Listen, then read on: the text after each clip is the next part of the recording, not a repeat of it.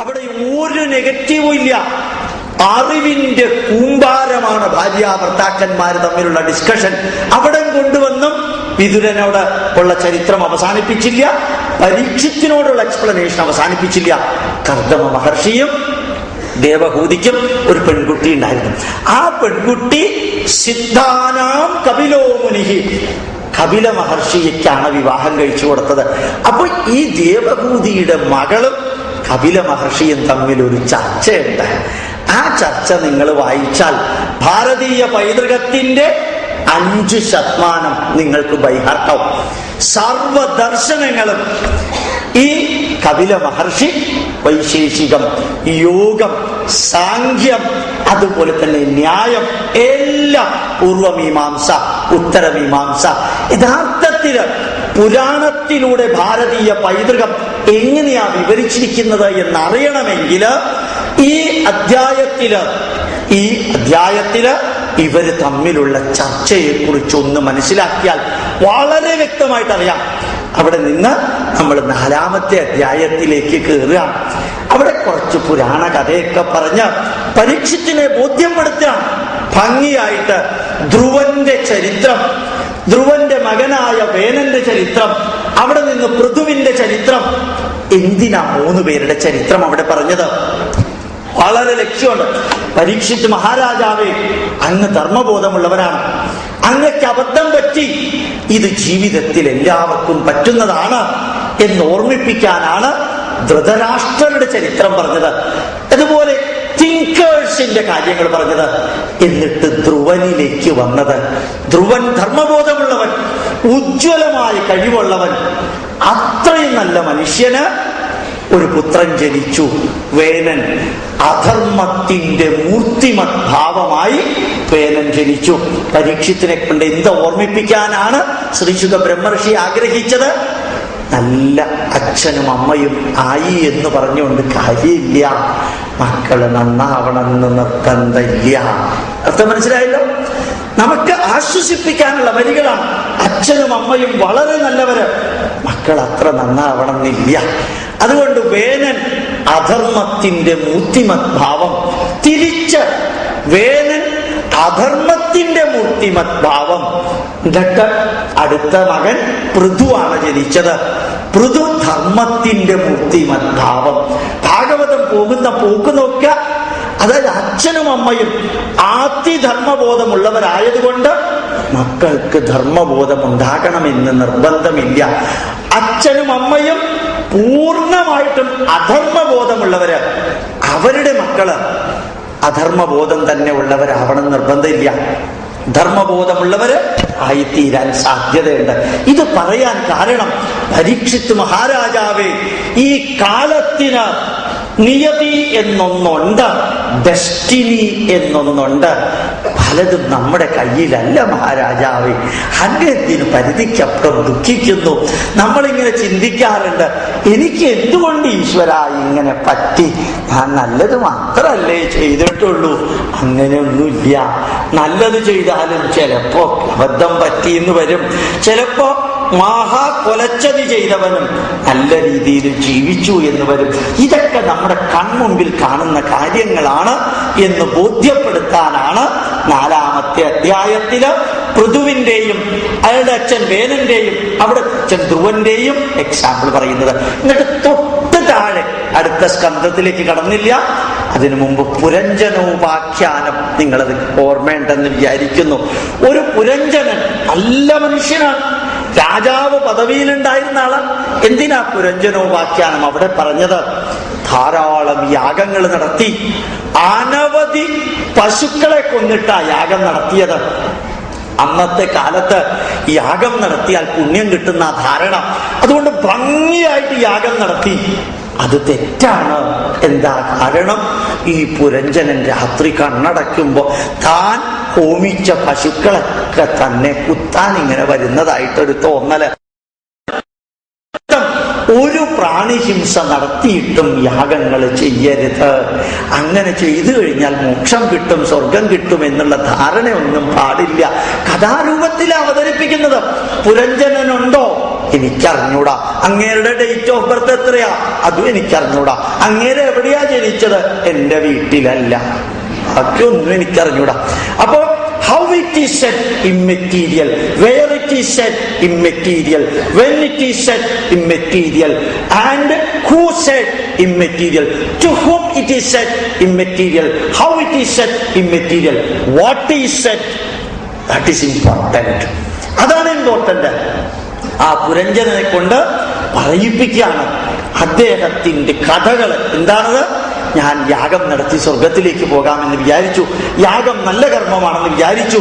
പിന്നീടാണ് മനസ്സിലായത് യാഗത്തിൽ പശുഹോമം നടത്തുന്നത് അന്ധവിശ്വാസവും ദുരാചാരവുമാണ് എന്ന്.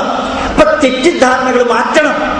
നമുക്കും ചില തെറ്റിദ്ധാരണയുണ്ട്. നമ്മുടെ വീട്ടിൽ ശ്രീകൃഷ്ണന്റെ പടം നമ്മൾ വെക്കാറുണ്ട്.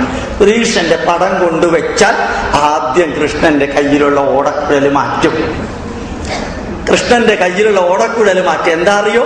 ഈ ഓടക്കുഴലിൽ കൂടെ കാറ്റു പോണമാതിരി എന്റെ വീട്ടിലെ ഐശ്വര്യമൊക്കെ പോകുന്ന ധാരണ. എന്തൊരബദ്ധാണില്ലേ? ഭാഗവതം കേൾക്കുന്നവരുടെ ഒക്കെ മനസ്സില് കൃഷ്ണന്റെ കയ്യിലുള്ള ഓടക്കുഴൽ മാറ്റാം. 10ാമത്തെ സ്കന്ധത്തിൽ 50 അധ്യായങ്ങളില് ശ്രീകൃഷ്ണന്റെ കയ്യിലുള്ള മുരളീഗാനം, മുരളീധരൻ, വേണുഗോപാലൻ എന്നെല്ലാം പറഞ്ഞ് പാടി പുകഴ്ത്തിയ ആ ശ്രീകൃഷ്ണൻ നിങ്ങളുടെ വീട്ടിൽ ഐശ്വര്യം പോകുമെന്ന് ഏതോ പെന്തക്കോസ്ത് ക്രിസ്ത്യാനി പറഞ്ഞപ്പോ അങ്ങേരുടെ കയ്യിലുള്ള ഓടക്കുഴലെടുത്ത് മാറ്റി. നമ്മളൊക്കെ ആണോ ഭക്തന്മാര്? ഇനി നാളെ ആരെങ്കിലും പറയാ ശ്രീകൃഷ്ണനെ വീട്ടിൽ വെച്ചിട്ടുണ്ടെങ്കിൽ അങ്ങേരുടെ 2 ചെവി ഉണ്ടെങ്കിൽ അത് മാറ്റിയില്ലെങ്കിൽ നിങ്ങളുടെ ഐശ്വര്യം പോകും. ഒരു സംശയമില്ല, ശ്രീകൃഷ്ണന്റെ 2 ചെവി എടുത്ത് നമ്മൾ മാറ്റും. എന്താ കാരണം? വീട്ടിൽ ഐശ്വര്യം ഉണ്ടാക്കാൻ ശ്രീകൃഷ്ണന് തലയില്ലെങ്കിലും കുഴപ്പമില്ല. ഈ ഒരു ലെവല ആരോ പറഞ്ഞൊരു അന്ധവിശ്വാസം. എന്റെ പ്രിയപ്പെട്ട കുടുംബാംഗങ്ങളെ, ഇന്ന് നിങ്ങൾ വീട്ടിൽ ചെന്ന് ആദ്യം ചെയ്യേണ്ടത് ശ്രീകൃഷ്ണന്റെ കയ്യിൽ നിന്ന് ഓടക്കുഴൽ മാറ്റിയിട്ടുണ്ടെങ്കിൽ അത് വെക്കാം. സിമ്പിളായിട്ട് ഞാൻ നിങ്ങളോട് പറയുന്നു. ഞാൻ ഇവിടെ നിന്നുകൊണ്ട് നിങ്ങളോട് സംസാരിക്കുകയാണെന്ന് വിചാരിക്കാം. ഒരു 5-10 സെക്കൻഡ് ഞാൻ സംസാരിക്കൽ നിർത്തിയിട്ട് ഒരു കാര്യം പറയാൻ വേണ്ടി കയ്യ് ഇങ്ങനെ എടുത്തത് ഇതേപോലെ പിടിച്ചുകൊണ്ട് ഒരു 10 സെക്കൻഡ് ഞാൻ നിന്നു എന്ന് വിചാരിക്കാം. ഇതേപോലെ ഞാൻ നിന്നു എന്ന് വിചാരിക്കാം 10 സെക്കൻഡ്. അപ്പൊ നിങ്ങൾ പറയും, നമ്മൾ പ്രഭാഷണം കേൾക്കാൻ വന്ന സ്ഥലം ശരിയായില്ല, ഇയാൾക്ക് എന്തോ ഒരു കുഴപ്പമുണ്ട്. കാരണം അയാൾ കയ്യിൽ മോളി പിടിച്ചിട്ട് താഴ്ത്തണില്ലാന്നേ. അത്ര നേരം പറഞ്ഞുകൊണ്ടിരുന്ന ആളാണ്. പെട്ടെന്ന് അയാൾക്ക് ബോധം പോയത്. ഇങ്ങനെയല്ലേ നിങ്ങൾ പറയും? ഈ കൃഷ്ണന്റെ കയ്യിലുള്ള ഓടക്കുഴലെടുത്ത് മാറ്റിയാൽ കൃഷ്ണന്റെ കൈ എങ്ങനെയുണ്ട്? ഇതുമാതിരി ഉണ്ട്. ഈ കയ്യിൽ എന്താ ഉള്ളത്? ഒന്നുമില്ല. ഇങ്ങനെ ഒരു കൃഷ്ണനെ വെച്ചോണ്ട് കാണുമ്പോ നിങ്ങൾക്ക് എന്താ തോന്നുക? എന്തൊരബദ്ധമില്ലേ? അത് കാരണം നിങ്ങൾ മാത്രം മാറ്റിയാൽ പോരാ. കൃഷ്ണന്റെ കയ്യിൽ ഓടക്കുഴൽ ആരൊക്കെ മാറ്റിയിട്ടുണ്ടോ അതൊക്കെ വെപ്പിക്കാം. മഹാഭാരതം വീട്ടിൽ വെക്കരുത് എന്ന് ചിലര് പറയും. എന്താ കാരണം? യുദ്ധം ഉണ്ടാവും അത്ര. എന്റെ ചോദ്യം, ഇപ്പൊ വീട്ടിലെന്താ ഉള്ളേ?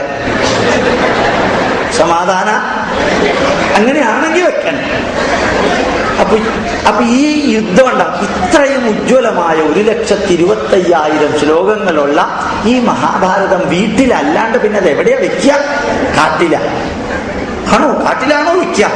വേദവ്യാസൻ എഴുതി ഇത്രയും ഉജ്ജ്വലമായി ലോക ജനത ആരാധിക്കുന്ന ഒരു മഹാഭാരതം ആരോ ഒരാള് വീട്ടിൽ വെക്കരുതെന്ന് പറഞ്ഞതനുസരിച്ച് നമ്മളത് വീട്ടിൽ വെക്കാതെ. അതിന്റെ എളുപ്പ വഴി എന്താ? അത് വായിക്കണ്ടല്ലോ, സുഖാണ്.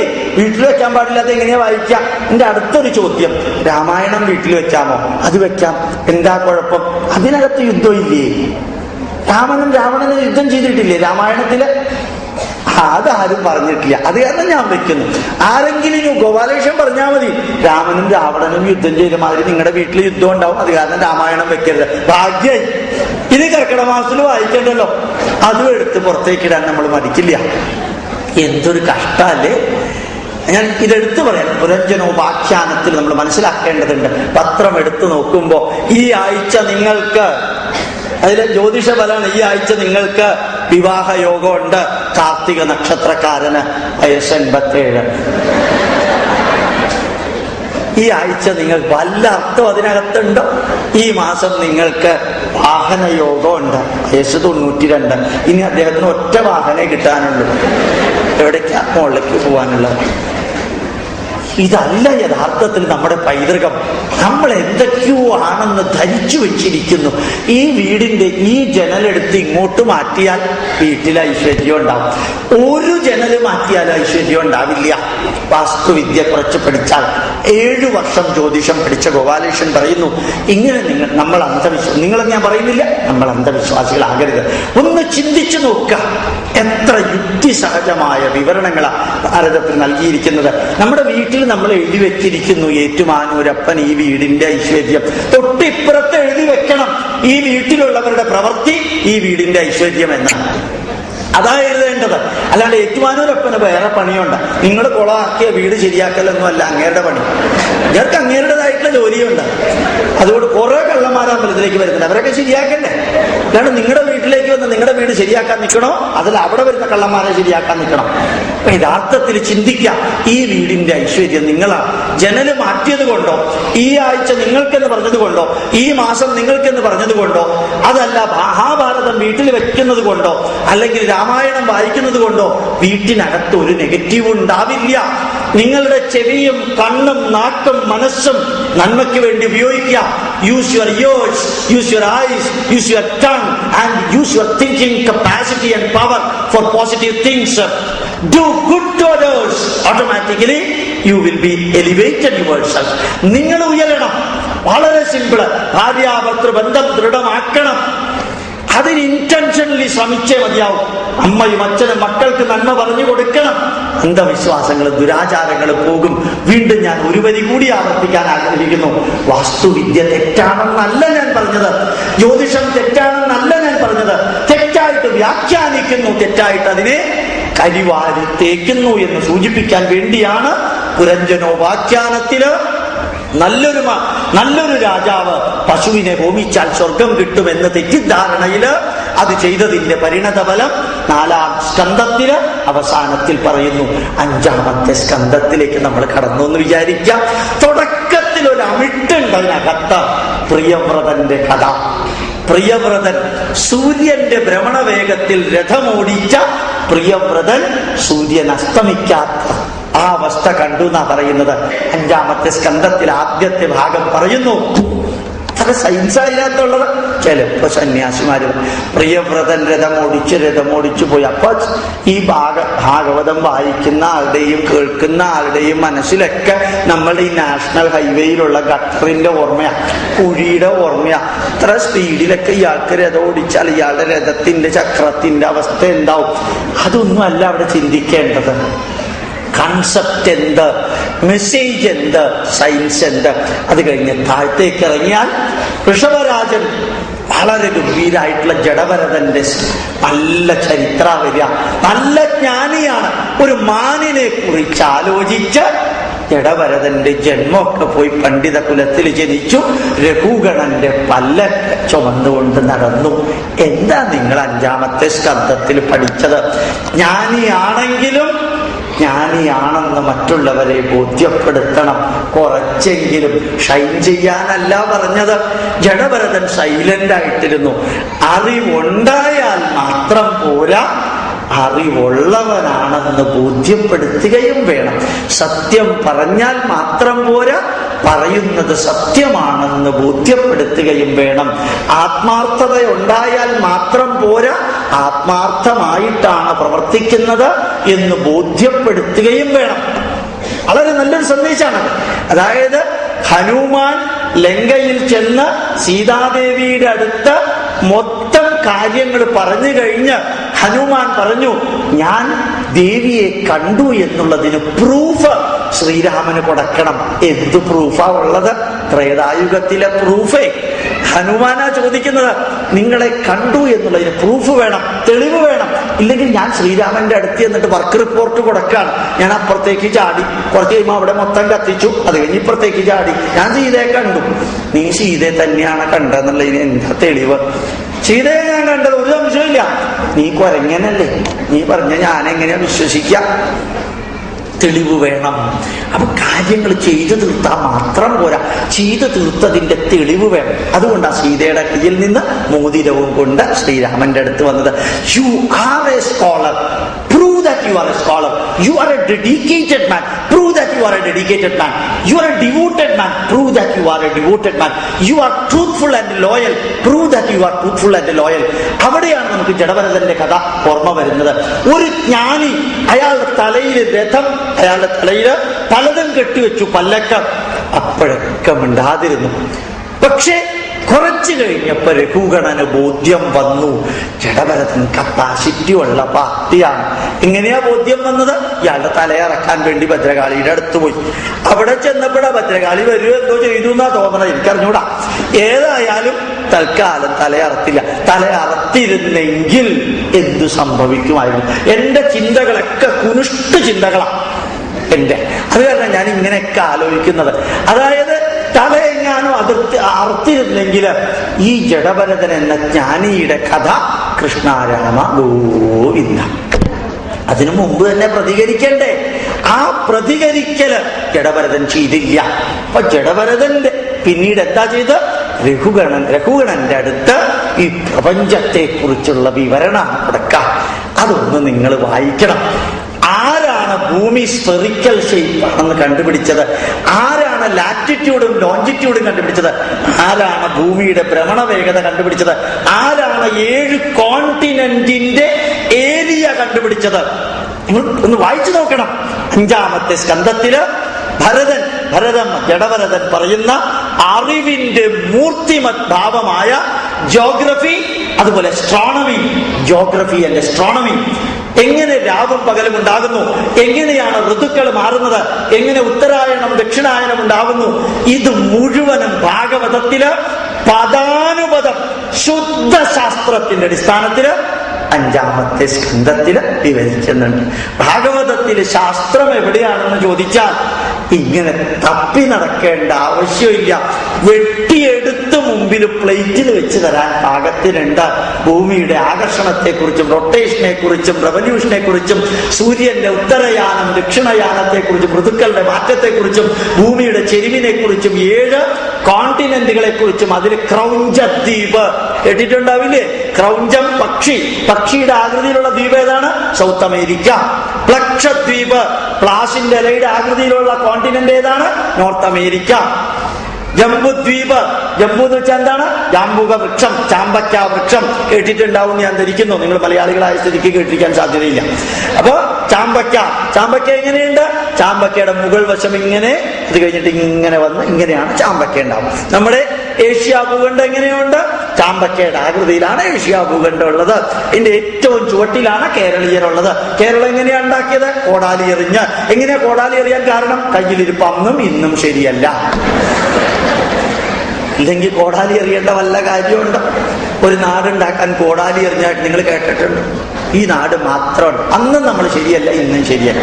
അതുകൊണ്ടാണ് അങ്ങേര് കോടാലി എറിഞ്ഞത്. വേറെ ഏതെങ്കിലും രാജ്യം കോടാലി എറിഞ്ഞിട്ടതായിട്ട് നിങ്ങൾ കേട്ടിട്ടുണ്ട്?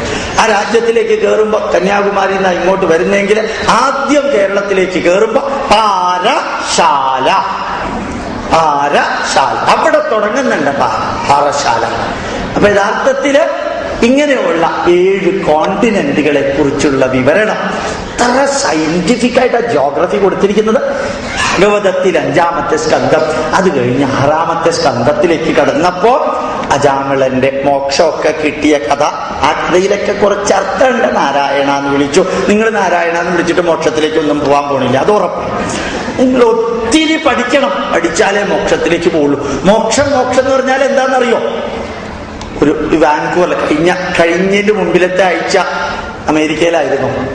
അമേരിക്കയിലും കാനഡയിലും ലണ്ടനിലും 10-12 ദിവസം ഉണ്ടായിരുന്നു. അപ്പൊ അവിടെ വാൻകൂവറിൽ കാനഡയിൽ ഒരു ലെക്ചർ കൊടുത്തു. അപ്പൊ ഞാൻ അവിടെ വെച്ചിട്ട് പറഞ്ഞു, moksha is a simple thing. You are thinking moksha is going to heaven. It has got nothing to do with heaven. മോഹസ്യ ക്ഷയം മോക്ഷം. ആഗ്രഹങ്ങൾ അവസാനിക്കുന്നത് എപ്പോഴാണോ അവിടെയാണ് മോക്ഷം ഉണ്ടാവും. മസാല ദോശ കഴിക്കണം എന്ന് ഒരാൾക്ക് തോന്നിയെന്ന് വിചാരിച്ചാൽ മതി. രാവിലെ അയാൾക്ക് മസാല ദോശ ഉണ്ടാക്കി കൊടുക്കാം, ഉച്ചയ്ക്കും മസാല ദോശ ഉണ്ടാക്കി കൊടുക്കാം, വൈകുന്നേരവും മസാല ദോശ ഉണ്ടാക്കി കൊടുക്കാം, രാത്രി 9 മണിക്കും മസാല ദോശ ഉണ്ടാക്കി കൊടുക്കാം, അടുത്ത ദിവസവും മസാല ദോശ കൊടുക്കാം. അടുത്ത ദിവസം ഉച്ചയാവുമ്പോ അയാൾ പറയും എനിക്ക് മസാല ഇനി വേണ്ട, ദോശ മാത്രം മതി. അന്ന് രാത്രി ആവുമ്പോ അയാൾ പറയും ഇത് രണ്ടും എനിക്ക് വേണ്ട. മൂന്നാം ദിവസം ആവുമ്പോ പറയും ഇത് ഒഴിച്ച് ബാക്കി എന്ത് വന്നാലും ഞാൻ കഴിക്കാം, എനിക്ക് മസാല ദോശ വേണം. അപ്പൊ അയാളെ കുറിച്ച് നമ്മൾ എന്താ പറയാ? അയാൾക്ക് മസാല ദോശയിൽ നിന്ന് മോക്ഷം കിട്ടി. അതാണ് കറക്റ്റ്, സിമ്പിൾ ലാംഗ്വേജാണ്. മസാല ദോശയിൽ നിന്ന് അയാൾക്ക് മോക്ഷം കിട്ടി. ഈ മോഹസ്യക്ഷയം മോക്ഷം, മോഹ ആഗ്രഹങ്ങളിൽ നിന്നുള്ള ക്ഷയം ഉണ്ടായി. അപ്പൊ ഇവിടെ നമുക്ക് ശരിക്കും നോക്കുകയാണെങ്കിൽ അജാമിളന് മോക്ഷം കിട്ടി എന്ന് പറയുമ്പോൾ അതുപോലെ കയ്യിലിരിപ്പും കൊള്ളരുതായ്മയും അവസാനം വരെ ചെയ്ത് അവസാനം നാരായണ എന്ന് വിളിച്ചാൽ മോക്ഷം കിട്ടുന്നൊന്നും ധരിക്കണ്ട. അങ്ങനെ നിങ്ങൾക്ക് ആർക്കും കിട്ടാൻ പോണില്ല. എന്താ അങ്ങനെ ഉറപ്പിച്ച് പറയാൻ കാരണം? ഇപ്പൊ ലൈറ്റൊക്കെ വന്നതുകൊണ്ട് നിങ്ങളുടെ മുഖം എനിക്ക് കൃത്യമായിട്ട് കാണാം. ഒറ്റ ആൾക്ക് മോക്ഷം കിട്ടാൻ പോണില്ല. നേരത്തെ അത്ര ലൈറ്റ് ഉണ്ടായിരുന്നില്ല, അത് കാരണം എനിക്ക് കൃത്യമായിട്ട് അറിഞ്ഞുകൂടാ. അപ്പൊ എല്ലാ ലൈറ്റും എല്ലാവരും എനിക്ക് കൃത്യമായിട്ട് ഇവിടെ നോക്കിയാൽ കാണാൻ സാധിക്കും. അപ്പൊ നിങ്ങൾക്ക് മോക്ഷവും കിട്ടാൻ പോണില്ല, സ്വർഗവും കിട്ടാൻ പോണില്ല. അവിടെ ആകെ 140 കസേരയേ ഉള്ളൂ. അതിലൊരു പാർട്ടി ഇന്നലെ ഇവിടെ വന്നിരുന്നു എന്ന് പറഞ്ഞു. തിരുവനന്തപുരത്തുള്ളവർക്കാണ് ആ കസേരയെല്ലാം ഉള്ളത്. അപ്പൊ യഥാർത്ഥത്തില് ഈ ജാമിളന്റെ കഥ സൂചിപ്പിച്ചത് വലിയൊരു യാഗം നടത്തിയവൻ നരകം മാതിരി അനുഭവിക്കുന്നു. വലിയ തെറ്റ് ചെയ്തവന് നല്ലൊരു മകനുണ്ടായി, വളരെ നല്ല മനുഷ്യന് വളരെ മോശമായിട്ടുള്ള മകനുണ്ടായി. ഇതെല്ലാം ജീവിതത്തിന്റെ ഭാഗമാണെന്ന് ഓർമ്മിപ്പിക്കുക. ചിലപ്പോൾ ആത്മാർത്ഥമായിട്ട് ഒരു പേര് വിളിച്ചാൽ അതുപോലും ഭക്തിയുടെ പര്യവസാനമായി മാറിയേക്കാം എന്ന് നമുക്ക് മനസ്സിലാക്കാൻ സാധിക്കും. യഥാർത്ഥത്തില് നമ്മുടെ ഒരു മന്ത്രി, ഇപ്പോഴത്തെ മന്ത്രിയാ, പേരാരുടെയും പറയരുതെന്ന് എനിക്ക് പ്രത്യേക ഇൻസ്ട്രക്ഷൻ നൽകിയിട്ടുണ്ട്. അത് ഞാൻ പേര് പറയുന്നില്ല. അതുകൊണ്ട് ആ മന്ത്രി മാതാമൃതാനന്ദമയുടെ അടുത്തേക്ക് പോയി അമ്മയുടെ ബർത്ത്ഡേക്ക്. അവിടെ ചെന്നപ്പോഴത്തേക്കും ആ മന്ത്രി അമ്മയോട് കൃത്യമായിട്ട് പറഞ്ഞു, അമ്മ എനിക്ക് വിശ്വാസവും ഇല്ല, അമ്മയോട് എനിക്ക് ആദരവും ഇല്ല, അമ്മ എനിക്ക് ഭക്തിയില്ല. അമ്മയുടെ മുഖത്ത് നോക്കി തന്നെ പറഞ്ഞു. അമ്മ പറഞ്ഞു, മക്കളെ, അമ്മയോട് ഭക്തി വേണമെന്ന് അമ്മ ആരോടും പറഞ്ഞിട്ടില്ലല്ലോ മക്കളെ. നമ്മള് സുഹൃത്തുക്കളല്ലേ. മക്കളൊക്കെ പ്രവർത്തിക്കുന്ന പാവപ്പെട്ടവർക്ക് വേണ്ടിയല്ലേ കമ്മ്യൂണിസ്റ്റ് പാർട്ടി പ്രവർത്തിക്കുന്നത്. അതുപോലെ അമ്മയും പ്രവർത്തിക്കുന്നത് പാവപ്പെട്ടവർക്ക് വേണ്ടിയിട്ടാണ്. അപ്പൊ നിങ്ങളും പ്രവർത്തിക്കുന്നത് പാവപ്പെട്ടവർക്ക് വേണ്ടി, നമ്മളും പ്രവർത്തിക്കുന്നത് പാവപ്പെട്ടവർക്ക് വേണ്ടി. അത് നമുക്ക് ഒരുമിച്ച് പ്രവർത്തിച്ചൂടെ മക്കളെ? അപ്പൊ മന്ത്രിക്ക് എന്ത് പറ്റി? കാട്ടുകുതിരയിലെ തിലകൻ പറഞ്ഞതുപോലെ മന്ത്രി അമ്മയുടെ ഭക്തനായി. ഇത് പണ്ടത്തെ കഥയൊന്നുമല്ല, 2 ആഴ്ച മുമ്പ് നടന്ന കഥയാ. ഇതാരാ പറഞ്ഞ? മന്ത്രി തന്നെയാ പറഞ്ഞത്, വേറെ ആരും പറഞ്ഞതല്ല. ഈ മന്ത്രി തന്നെയാ സദസ്സിൽ വെച്ച് പറഞ്ഞത്. അപ്പൊ ചിലർക്ക് ചില ജംഗ്ഷൻ, ചില വാക്കുകൾ മതി അവർ മൊത്തം മാറാൻ. അങ്ങനെ ഒരു പക്ഷേ അജാമിളന്റെ കഥ നമുക്ക് എടുക്കാം. പിന്നെ 6-ാമത്തെ അധ്യായത്തില് വൃത്രന്റെ കഥയുണ്ട്. വൃത്രന്റെ കഥ എന്താ? നല്ല ഈശ്വരഭക്തനായിരുന്നു. ജയവിജയന്മാര് ഈശ്വരഭക്തന്മാര്. ആദ്യം ഈശ്വരഭക്തന്മാരായത് പിന്നീട് അസുരന്മാരായി തീരുന്ന കഥയാണ് ഭാഗവതത്തിലുള്ളത്. ഇപ്പൊ കേരളത്തിലുള്ളത് എങ്ങനെയാ? ആദ്യം അസുരന്മാരായിരിക്കും, പിന്നെയാണ് അവർ വയസ്സാവുമ്പോ ഈശ്വരഭക്തന്മാരാവുന്നത്. രണ്ടും തമ്മിലുള്ള വ്യത്യാസം മനസ്സിലായല്ലോ. പുരാണത്തിലെല്ലാം അവരാദ്യം ഈശ്വരഭക്തന്മാര്, പിന്നെ അവർ അസുരന്മാരായിത്തീരും. കേരളത്തിന്റെ അവസ്ഥ എന്താ? ആദ്യം അവര് അസുരന്മാരായിരിക്കും, പിന്നെ ഭാര്യയ്ക്ക് വേണ്ടി മറ്റുള്ളവർക്ക് വേണ്ടിയൊക്കെ അമ്പലത്തിലേക്ക് പോകാൻ തുടങ്ങും. അപ്പൊ അവര് നല്ല ആൾക്കാരായി മാറും. ഇങ്ങനെയാണ് മാറ്റം.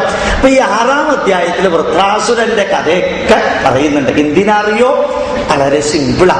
ജനന മരണ ചക്രങ്ങളില് നമ്മളൊക്കെ എവിടെ നിൽക്കുന്നു എന്ന് ഓർമ്മപ്പെടുത്താൻ 7-ാമത്തെ സ്കന്ധത്തിലേക്ക് കടക്കുമ്പോൾ നരസിംഹാവതാരം നമുക്ക് കാണാൻ സാധിക്കും.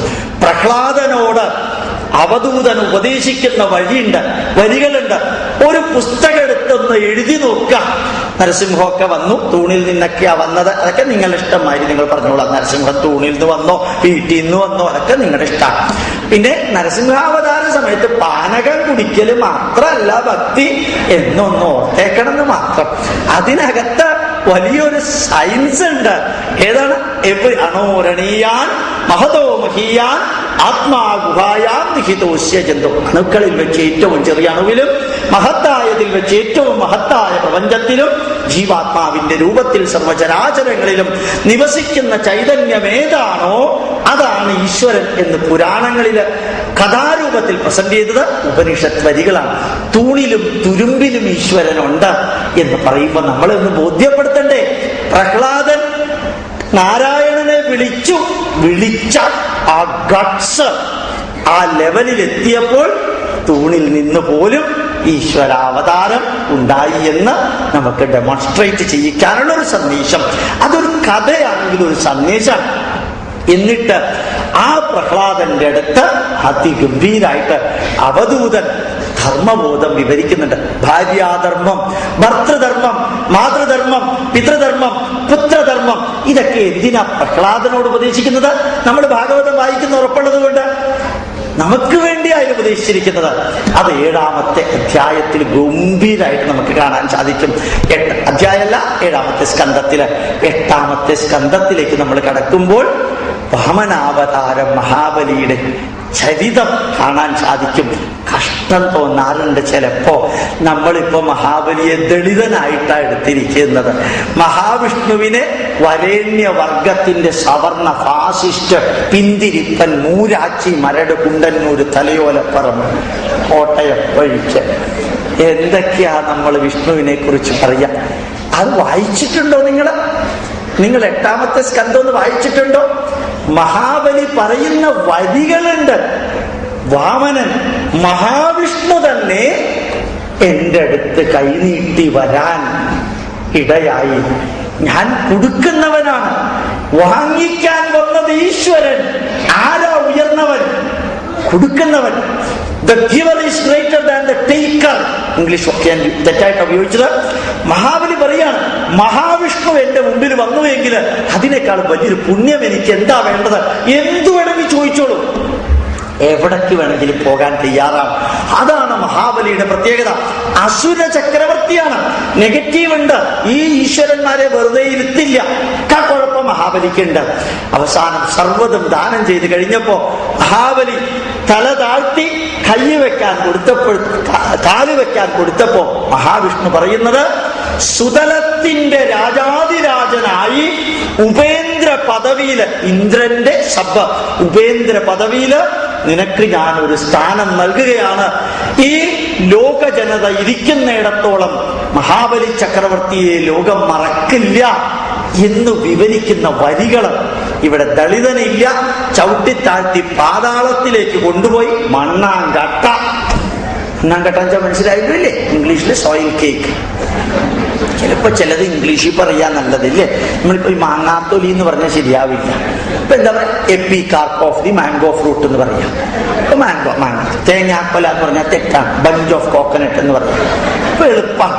ചിലപ്പോൾ ചിലർ സംസാരിക്കുമ്പോഴത്തേക്ക് അവർക്ക് വലുതായിട്ട് ഇഷ്ടപ്പെടില്ല. അപ്പൊ നമ്മൾ ഇംഗ്ലീഷിൽ പറയാം. എന്താ പറയാ, ഡോണ്ട് വാണ്ട് തിങ്കിങ്. വേണ്ട എന്ന് വിചാരിക്കുമ്പോ climbing on the head and walking, തലയെ കയറി നടക്കാം. This will not walk here, ഇതിവിടെ നടക്കില്ല.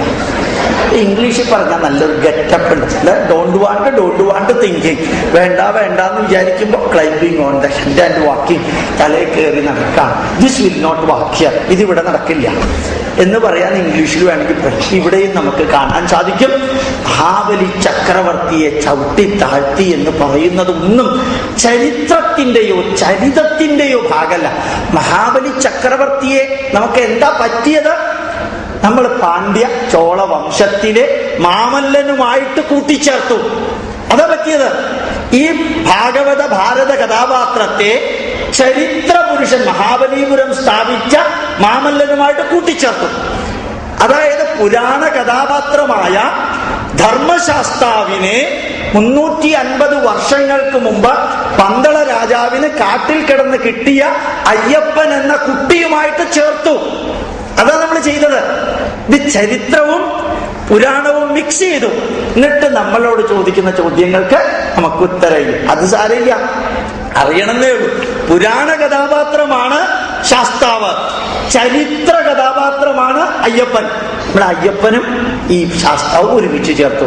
മഹാബലി പുരാണ കഥാപാത്രമാണ്, മാമല്ലൻ ചരിത്ര കഥാപാത്രമാണ്. രണ്ടും കൂടി നമ്മൾ ചേർത്ത് മാമല്ലൻ നാണുവാണിടുങ്കാലം മനുഷ്യരെല്ലാരും ഒന്നുപോലെ എന്നുള്ളതിന് മാവേലി നാടുവാണിടുങ്കാലം എന്ന് ആരോ എഴുതി. മാമല്ലൻ മഹാബലിപുരം ഉണ്ടാക്കിയ ആ ചക്രവർത്തി വളരെ ഇതേ പോയത്തിന് യോജിച്ച വ്യക്തിയാണ്. അപ്പൊ ഇത് നമുക്ക് 8ാമത്തെ സ്കന്ധത്തില് കാണാൻ സാധിക്കും. അടുത്ത് നമ്മൾ 9ാമത്തെ സ്കന്ധത്തിലേക്ക് പോവാം. അതിഗംഭീരമായ ഭാരത ചരിത്രം 9ാമത്തെ സ്കന്ധത്തില് നമുക്ക് കാണാൻ സാധിക്കും. ചരിത്ര പുസ്തകം UGC university grant commission approve ചെയ്ത ചരിത്രം എടുത്തിരിക്കുന്നത് ഭാഗവതത്തിലെ 9ാമത്തെ അധ്യായത്തിൽ നിന്നാണ്. എത്ര പേർക്ക് നിങ്ങൾക്ക് അറിയാമെന്നറിഞ്ഞൂടാ. അതായത് UGC അപ്രൂവ് ചെയ്ത ജോൺ മാർഷൽ ഉൾപ്പെടെയുള്ള VM സ്മിത്ത് ഉൾപ്പെടെയുള്ള ചരിത്രകാരന്മാര് ഭാരത ചരിത്രം എടുത്തിരിക്കുന്നത് ഭാഗവതത്തിലെ 9ാമത്തെ സ്കന്ധത്തിൽ നിന്നാണ്. ഭാഗവതം കേൾക്കുന്ന നമുക്കത് അറിഞ്ഞൂടാ. ഇവിടെ കുരുവംശത്തെ കുറിച്ച് വിവരിക്കുന്നുണ്ട്. അതുപോലെ തന്നെ ഭരദ്വാജ വംശത്തെ കുറിച്ച്, ദിലീപന്റെ വംശത്തെ കുറിച്ച്, ഭഗീരഥന്റെ 11ാമത്തെ തലമുറ ദിലീപന്റെ 4ാമത്തെ തലമുറ ദശരഥന്റെ മകൻ രാമൻ.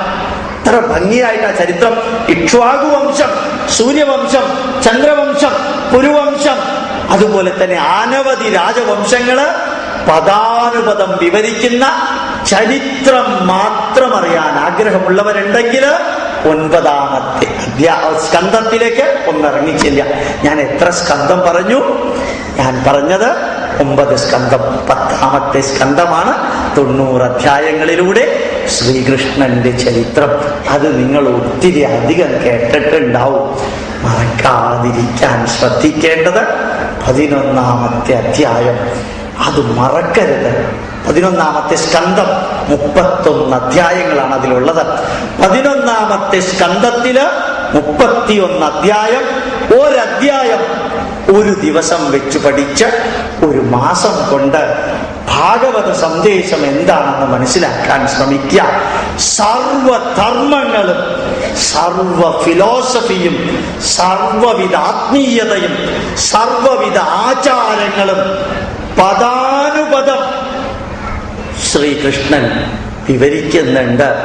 ഭാഗവതത്തിന്റെ സത്ത എന്താണ്? 11ാം അധ്യായം. 10ാം അധ്യായത്തിലെ പൂർവഭാഗം, ഉത്തരഭാഗം ശ്രീകൃഷ്ണന്റെ ചരിതമാണ്. ഇതിനപ്പുറമില്ല. പക്ഷേ ശ്രീകൃഷ്ണൻ ആരാണെന്ന് മനസ്സിലാക്കാൻ അത് 11ാമത്തെ സ്കന്ധം ഒന്ന് വായിച്ചു നോക്കണം. ആ 11ാം സ്കന്ധത്തില് അത് മൊത്തം നിങ്ങൾ പഠിച്ച് ഈ ഹാള് വിട്ട് പുറത്തേക്ക് പോയാൽ വാക്ക് തരുന്നു ഗോപാലകൃഷ്ണൻ, നിങ്ങൾ വേറൊരു വ്യക്തിയായി തീരാതിരിക്കില്ല. ഭാഗവതം കേട്ടാൽ മാത്രം പോരാ, പഠിക്കണം. പഠിക്കുന്നതേത്? അത് 11ാം സ്കന്ധം പഠിക്കണം. ഒരൊറ്റ വാക്കുപോലും ശ്രീകൃഷ്ണന്റെ ഉപദേശത്തില് ഇൻവാലിഡ് ആയിട്ടില്ല. 12ാമത്തെ സ്കന്ധത്തില് കുറച്ച് ചരിത്രം പറയുന്നു. അതും UGCയുടെ ഭാഗമായിട്ട് അശോക ചക്രവർത്തിയെ കുറിച്ചും വിക്രമാദിത്യനെ കുറിച്ചും മൗര്യ സാമ്രാജ്യത്തെ കുറിച്ചും ഗുപ്തവംശത്തെ കുറിച്ചും ശുംഗവംശത്തെ കുറിച്ചും എല്ലാം 12ാമത്തെ സ്കന്ധത്തില്. അതിന്റെ മുമ്പില് നമുക്ക് പഠിക്കാനുള്ളത്, അറിയാനുള്ളത് ശ്രീകൃഷ്ണൻ ലോകത്തിന് നൽകിയ സന്ദേശം. ആ സന്ദേശങ്ങൾ നിങ്ങൾക്ക് പഠിക്കാൻ സാധിക്കുമ്പോഴാണ് ഭാഗവതം പഠിച്ചതിന്റെ പൂർണ്ണത നിങ്ങൾക്ക് ഉണ്ടാവുന്നത്. സമയം തീരാൻ 2 മിനിറ്റേ ഇനി ബാക്കിയുള്ളൂ. അതുകൊണ്ട് ഇത്രയും ഭാഗവതത്തിലൂടെ പറഞ്ഞുകൊണ്ട് അവസാനിപ്പിക്കുമ്പോ കാളി കൃഷ്ണന്റെ സന്ദേശം കൂടി ഒന്ന് പറയണമെന്നുണ്ടായിരുന്നു. അത് പറയാൻ കുറേ കാലം കഴിഞ്ഞ് ഞാൻ വരാം. സമയം തീർന്നിട്ടും അതിക്രമിച്ച് കിടക്കുന്നത് ശരിയല്ല എന്ന് തോന്നിയത് കൊണ്ട് ഓർമ്മിക്കുക. ഉദ്ധരേതാത്മനാത്മാനം ആത്മാനം അവസാദയേ ആത്മൈവ ഹ്യാത്മനോ ബന്ധുഹോ ആത്മൈവ രിപുരാത്മന. 1ാമത്തെ ശ്രീകൃഷ്ണ സന്ദേശം ഭാഗവതത്തിൽ നിന്നല്ല. 2ാമത്തെ സന്ദേശം ജ്ഞാനം വിജ്ഞാന സഹിതം യജ്ഞാത്വാ മുക്ഷ്യതേ അശുഭാത്. ഏത് ആചാര വിചാര വിശ്വാസ സങ്കല്പങ്ങള് ജീവിതത്തിൽ പകർത്തുമ്പോഴും സയന്റിഫിക് ബാക്ക്ഗ്രൗണ്ടോടുകൂടി വേണം അത് അനലൈസ് ചെയ്ത് ജീവിതത്തിൽ പകർത്താൻ. സ്വൽപ്പം അഭ്യസ്യ ധർമ്മസ്യ ത്രായതേ മഹതോ ഭയാ. നിങ്ങൾ ഓരോരുത്തരും രാവിലെ 5:30 മുതൽക്ക് രാത്രി 10 മണിക്ക് കിടക്കാൻ പോകുന്നത് വരെ ജീവിതത്തിൽ ആചാരങ്ങൾ അനുഷ്ഠിക്കണം. നല്ല ആചാരങ്ങൾ അനുഷ്ഠിക്കണം. കല്യാണ കശ്ചിത് ദുർഗതിം താടകച്ചതി. നന്മ നിറഞ്ഞ പ്രവൃത്തികൾ ചെയ്യുന്നവന് ജീവിതത്തിൽ ഒരിക്കലും ദുർഗതി ഉണ്ടാവില്ല. ദുഃഖേഷു അനുദ്വിഗ്നമന, ദുഃഖം വരുമ്പോ തളരാതിരിക്കുക. സുഖേഷു വിഗതസ്പൃഹ, സുഖം വരുമ്പോ പരിധിക്കപ്പുറം മുട്ടിച്ചേരാതിരിക്കുക. വിതരാഗ ഭയക്രോധ, പരിധിക്കപ്പുറം ഒന്നിനോടും അറ്റാച്ച്ഡ് ആകാതിരിക്കുക. ഒന്നിനോടും ദേഷ്യം വരാത്ത അവസ്ഥ ഉണ്ടാവുക, ഒന്നിനോടും ഭയം തോന്നാത്ത അവസ്ഥ നമുക്കുണ്ടാകണം. സംഘാത് സഞ്ജായതേ കാമ, പരിധിക്കപ്പുറമുള്ള അറ്റാച്ച്മെന്റ് ആണ് ആഗ്രഹങ്ങൾ ഉണ്ടാക്കുന്നത്. യദ്യദാചരതി ശ്രേഷ്ഠ തത്തദേവേതരോജനഃ, ശ്രേഷ്ഠന്മാർ എന്താചരിക്കുന്നുവോ മറ്റുള്ളവർ അതേപോലെ തന്നെ പ്രവർത്തിക്കും. ശ്രേഷ്ഠന്മാരായ നിങ്ങൾ നന്മ നിറഞ്ഞ കർമ്മബന്ധാവിലൂടെ ഉയരാൻ ശ്രീകൃഷ്ണൻ നിങ്ങൾക്ക് നമുക്ക് ആഹ്വാനം തരുന്നു. ഓർമ്മിക്കുക, തസ്മാത് ഉത്തിഷ്ഠ കൗന്ദേയ യുദ്ധായ കൃതനിശ്ചയ. തസ്മാത് ഉത്തിഷ്ഠ ഹൈന്ദവ യുദ്ധായ കൃതനിശ്ചയ. ധർമ്മയുദ്ധം, ഈ രാഷ്ട്രത്തിന്റെ ചൈതന്യം തകരരുത്, ഈ രാഷ്ട്രത്തിന്റെ ചൈതന്യം തളരരുത്. ആത്മീയത ഉഴുന്നുവടക്കകത്ത് ഇടുന്ന ഉപ്പിന്റെ അത്രയും മതി. ഉപ്പ് കൂടരുത്, ഉപ്പ് കുറയുകയുമരുത്. ഉഴുന്നുവട എങ്ങനെയുണ്ടെന്ന് ചോദിക്കുമ്പോൾ ചർച്ച ഉപ്പിനെ കുറിച്ചാകരുത്. ഉപ്പ് കൂടി അല്ലെങ്കിൽ ഉപ്പ് കുറഞ്ഞു എന്നുള്ളതല്ല. ഉഴുന്നുവട നന്നായിട്ടുണ്ട് എന്ന് വരണമെങ്കിൽ ഉഴുന്നുവടയ്ക്ക് പാകത്തിന് ഉപ്പുണ്ടായിരിക്കണം. അതിന്റെ അർത്ഥം നിങ്ങളുടെ ജീവിതത്തില് ആത്മീയത പാകത്തിനുണ്ടായിരിക്കണം. അന്ധമായിട്ടൊരാത്മീയത ഭാരതത്തിൽ പതിവില്ല. ഉയരണം, വളരണം, ഉണരണം. നിങ്ങൾ ഉയരണം, കുടുംബത്തെ ഉയർത്തണം, സമൂഹത്തെ ഉയർത്തണം, രാഷ്ട്രത്തെ ഉയർത്തണം. നിങ്ങൾക്കതിന് സാധിക്കും. അതിന് സാധിക്കുമെന്ന് ഉറപ്പിച്ചു പറയാൻ കാരണം ഇത്രയും സമയം നിങ്ങളിൽ ഒരാൾ പോലും കൂട്ടുവായ വിട്ടില്ല. ഇത്രയും സമയം നിങ്ങളിൽ ഒരാൾ പോലും ഇവിടെ നിന്ന് നോക്കുമ്പോൾ വാച്ച് നോക്കിയിട്ടില്ല. 1.5 മണിക്കൂർ കൃത്യം നമ്മൾ നിൽക്കുകയാണ്. 1.5 മണിക്കൂറില് ഇനി ഒരു 30 സെക്കൻഡ് കൂടിയുണ്ട്. അത്രയും സമയം നിങ്ങൾ അത്രയും ശ്രദ്ധയോടുകൂടി ഇരുന്നതിന്റെ കാരണം ഒരു ഗോപാലകൃഷ്ണൻ സംസാരിച്ചത് കൊണ്ടല്ല, നിങ്ങളുടെ മനസ്സുമായി ബന്ധപ്പെട്ട വിഷയമായതുകൊണ്ട് മാത്രം. ശ്രീകൃഷ്ണനെ കുറിച്ച് മാത്രം ഞാൻ പറഞ്ഞില്ല. 10ാമത്തെ സ്കന്ധം ആക്കി ഒന്ന് സ്പർശിച്ചു. എന്തിനാണ്? വളരെ ഭംഗിയായിട്ട് കഥായിമാസ്തേ കഥിതാമഹീയസ പിതായ ലോകേഷു യശപ്പരേയുഷ വിജ്ഞാന വൈരാഗ്യ വിവക്ഷയാ വിഭോ വചോ വിഭൂതിർ അത് പാരമാർത്ഥ്യം. ഭാഗവതം വായിക്കുന്ന ഋഷിശ്രേഷ്ഠന്മാർ അതിന്റെ അർത്ഥം നിങ്ങൾക്ക് പറഞ്ഞു തരുമെന്ന് ഉറപ്പാണ്. സൃഷ്ട്വാ പുരാണി വിവിധാന്യജയാത്മശക്തിയ വൃക്ഷാൻ ശരീൻ ശിരാൻ ഗഗ ദംശദംഷ്ടമത്സ്യ തിഷ്ടൈരതുഷ്ടഹൃദയ പുരുഷം വിധായ ബ്രഹ്മാവലോകദിഷണം മുതമാവദേവ. സർവചരാചരങ്ങളെയും സൃഷ്ടിച്ച ജഗതീശ്വരൻ അവസാനം മനുഷ്യനെ സൃഷ്ടിച്ചു.